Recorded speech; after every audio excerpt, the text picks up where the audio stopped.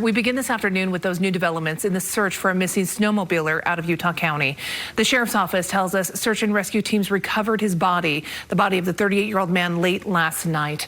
News specialist Shelby Lofton joins us live from the scene with details on the operation. Shelby.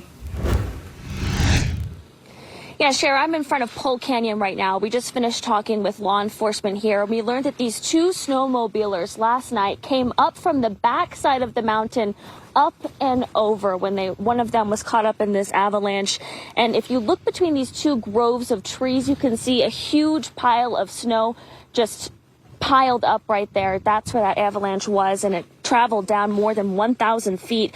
Sergeant Spencer Cannon with the Utah County Sheriff's Office says the two men were heading back up the mountain when this avalanche was triggered. He said one of them was able to turn and avoid it. The other one was caught up in it. His partners started digging up the snow, but rescuers would later learn he was digging in the wrong direction.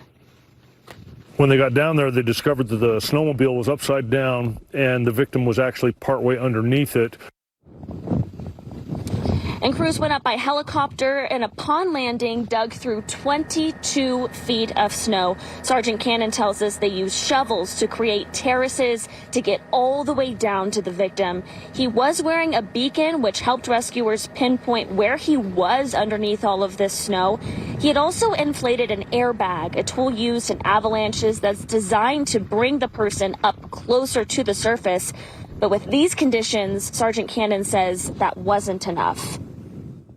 In a situation like this, with a massive amount of snow, safety equipment is there, and we always recommend having that.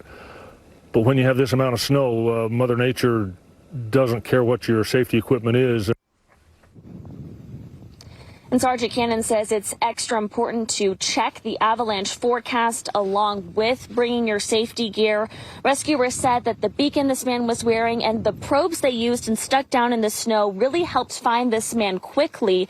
They said they were battling darkness and really bitterly cold temperatures overnight. And had they not had these tools, this operation could still be ongoing. Cheryl, I'll send it back to you. Well, grateful for all their efforts, but just a sad update, and our hearts go out to that victim's family. Shelby, thank you.